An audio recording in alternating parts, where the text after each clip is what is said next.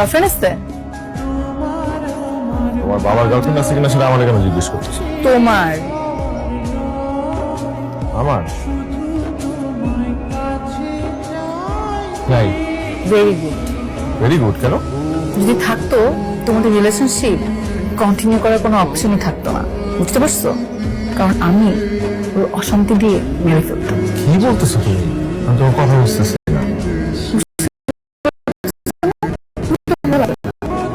আমি কোনো প্রশ্ন করছো না যে আমাকে পড়ে তুমি পরীক্ষা দিয়ে পাশ করবো।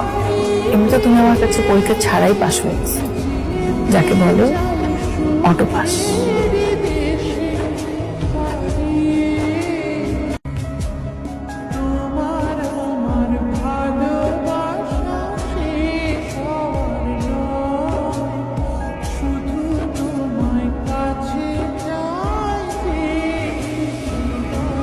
গার্লফ্রেন্ড আছে?